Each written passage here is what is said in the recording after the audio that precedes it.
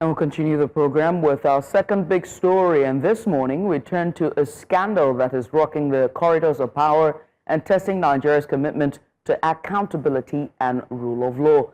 Just days ago, Premium Times published the results of a 2-year investigation exposing that Uche Nnaji, until recently the Minister of Innovation, Science and Technology, submitted forged degree and an NYSC certificate to support his vetting for the ministerial appointment.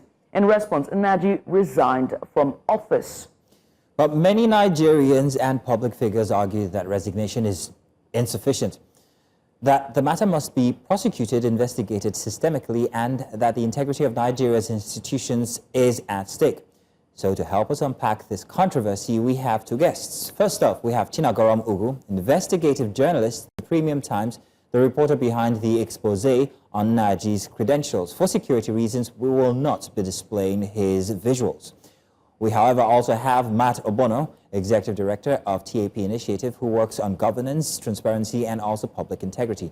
Gentlemen, good morning. Thank you very much for joining us on our big story this hour. Thank you for having me. Good morning. Let me start with Chinagoro, because you're the one who, and your team are those who did this expose.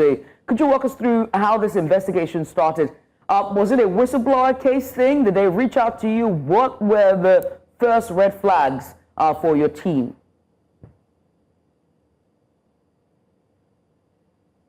Chinagorom, if you can hear me.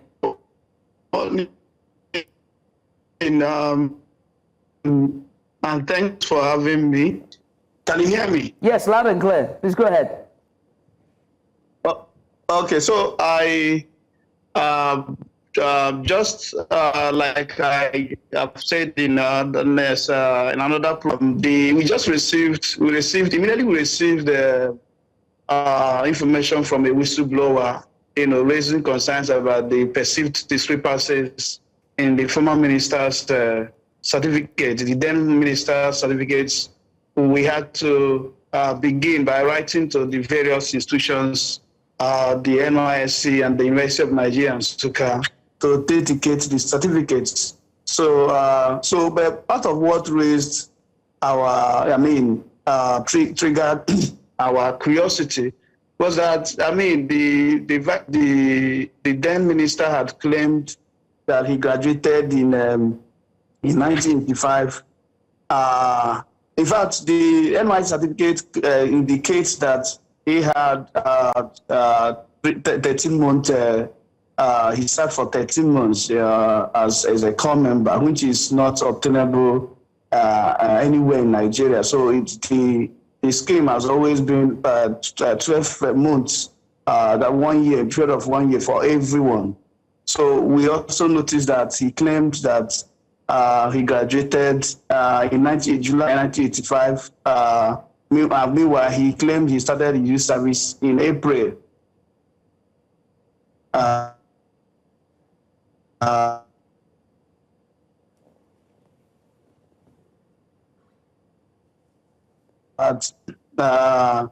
He graduated. He saw some credentials from correspondence between him and the University of Nigeria at 96. In expressing his intention to rewrite his failed courses. So those things triggered our curiosity to investigate more, and that's how we arrived at what we have now. And so, at the risk of asking for more details, how did you approach getting, documentary evidence and requests? You said you had correspondence with the UNN and, checks with NYSC. But what challenges did you face in your investigation? Was it easy, or was it a much more rigorous exercise for yourself and your team?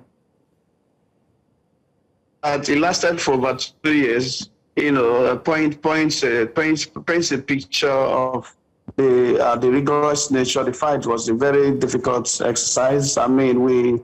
We experienced hurdles, from various authorities, especially institutions, particularly senators that we wanted to help us with the 10-page document that the then minister had submitted to the Senate for his ministerial, as part of the documents to back up his ministerial, screening. And so he had submitted those. And so when we tried to obtain we experienced hurdles. Some senators who had agreed to send the documents later made a U-turn and delayed the process. And so when we also visited the university, I visited the University of Nigeria physically on 1st February 2024. And from that moment until recently, we did not receive response, despite following all the processes that they had asked us to follow, at the point that I had to even part with 15,000 naira, which is a court processing fee, yet the response did not come. Thank you very much, Chinagorom. Let's turn to Mart Obono. Mr. Mart Obono, thank you very much for being patient with us. As somebody who's worked in governance and transparency, I'm wondering, when an institution notices or has a case where a public official is exposed for forgery, what exactly is the institution's response supposed to be beyond just accepting a resignation? So it's very important that you actually put it this way, that a responsible institution would ordinarily not just stop at asking the minister to resign, but they would also carry out some measures that would ensure there is deterrence. But that's only possible where there is a moral leadership, where that leadership has a moral grounds to do that. But in our case, we realize that that is lacking. So there's not so much that is expected. And in fact, it will be a huge surprise. It will be quite surprising if the former minister is actually prosecuted or sent in for is a subject of investigation. Because in the real sense of it, he has also denied that the certificate is fake, and he still stands his ground, he's holding his ground still now, that the certificate is fake. So what would have happened would have been that this can be seen as an unjust dismissal, because there are newspaper reports that it was the president who asked him to resign. And if it is an unjust dismissal, then let this be referred to the Nigerian police for further investigation. And if he is found, if it is true that the certificates he has tendered are not fake, then he should be called back to office. But if not, then he should be prosecuted. But we all know that the investigation carried out by Premium Times is actually genuine and is believable. Because if an institution such as the University of Nigeria is saying that you didn't attend the school, and the NYSC also says that the certificate that was issued you was fake, then there's nothing you can literally do. It just shows that it is fake, and it is fake. And so this should also be taken up a little bit up to the law enforcement agencies. But because this is also an indictment on law enforcement agencies, it is also an indictment on the National Assembly, and it is also an indictment on the president, because at this point in time, you should question the SSS who screened this minister. So what was the screening all about? Was it just what screening did SSS do? What screening, what investigations, what background checks did the SSS do? What did the National Assembly do in the process of screening? What did the presidency in itself do while they were getting these nominations and also passing them for screening? So this is a huge blow on the administration. It is a huge blow on the integrity of our institutions, and it is a huge blow on the Nigerian people, especially when you're looking at it from the global perspective. And I think that we need to do better. But like I said, the moral leadership is lacking in this administration to even call anyone to book to say, okay, we need to investigate this and prosecute this person and send this person to jail. Because even if you look at the state pardons that have been given by the president lately, you will see that it buttresses the point that I'm talking about, that this administration lacks moral leadership to do anything. Because how are you granting people pardon for drug convictions, for murder, for corruption, and all whatnot? And then we actually really don't see people who actually went through political prisoners of conscience being granted pardon, as it were. So it's a huge blow on the administration, and I doubt that this will go away anytime soon. Thank you very much, Matt. I'm going to come back to Chinagorom. Chinagorom, going by your report, going by your investigation, if this is, I should ask, is this a sample of the level of rot that we have when it comes to public offices in Nigeria? And how big of a situation are we looking at?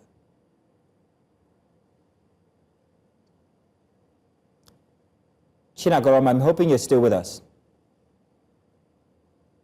Yes, go ahead with your question. I think I did the signal initially. I asked if your investigation is, well, according to your investigation, is this a sample of the level of rot that we find in public offices when it comes to credibility? And how big of a situation is it? Yes, just like the former speaker said, the last speaker said, I think it is really, a national embarrassment to the fact that the person who is occupying such a big office as a Minister of Science and Technology will be guilty of this kind of forgery, certificate forgery. So it is also an indictment on not just the government, but other institutions that are supposed to flag down this problem, this forgery. The SSS and even the Nigerian Senate, should begin to explain to Nigerians how they were able, how they missed out on finding out that the certificates that the then minister or the Uche Nnaji submitted to them could not be discovered. So it is a huge embarrassment to the nation. And that is it's going to be a serious dent on our image in the global stage. So, this country authorities should begin to do something to see that what happened, the resignation of the matter does not just end with the resignation. There should be a proper prosecution of the then minister in order to make up for the image that of Nigeria that is already battered by this incident. So let's look at the Nigerian institution itself when it comes to record keeping, right? As we're talking about due diligence and due process, and whether or not the DSS or whether or not the Senate, whoever who was supposed to do these checks and background checks were not able to flag these red flags. And you also did say that this was a 3-year-long process of just getting the documents and getting across to UNN and NYSC. So it begs to ask the question about our record keeping itself.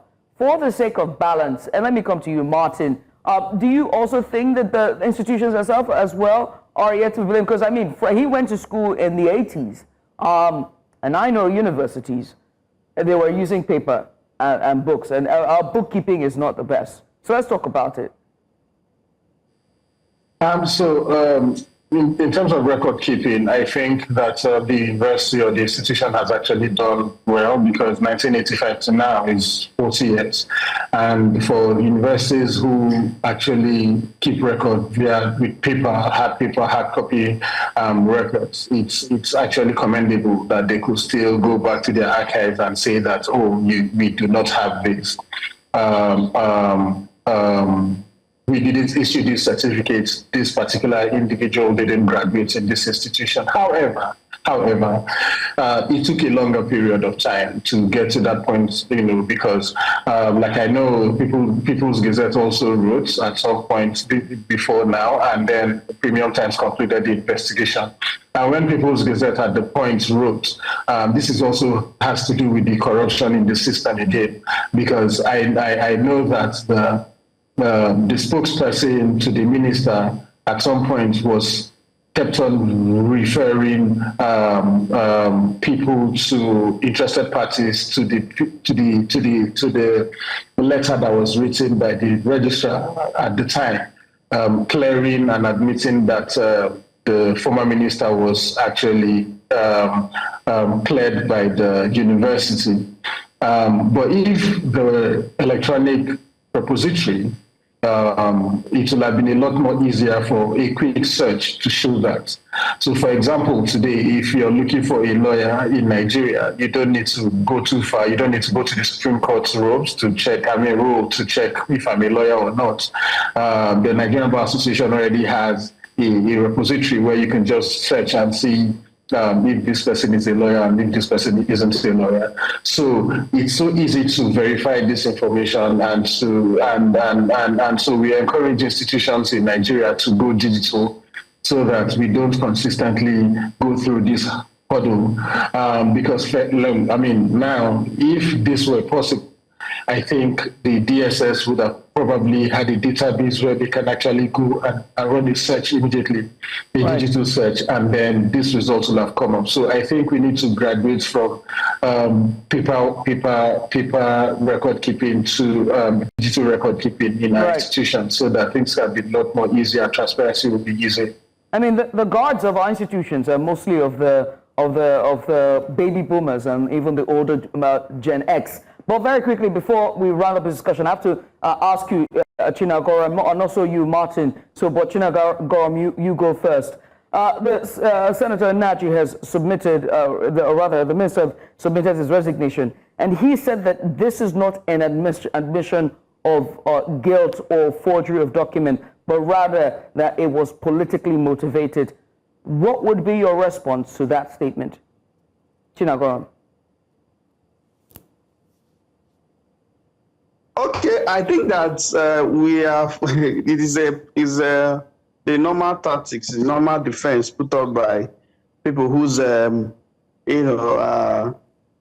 forgery or whose crime are exposed. I mean, how can you say that it is a political witch hunting when the institutions already confirms to us that the certificates that you parade are not from them? So in any case, what he should be responding to, or to be putting up, is whether or not the investigation, the outcome of investigation is true or not. Did he truly forge his certificates or not? So if it is a case of he forged his certificates, so the issue of political witch hunting then does not suffice, which since it is true.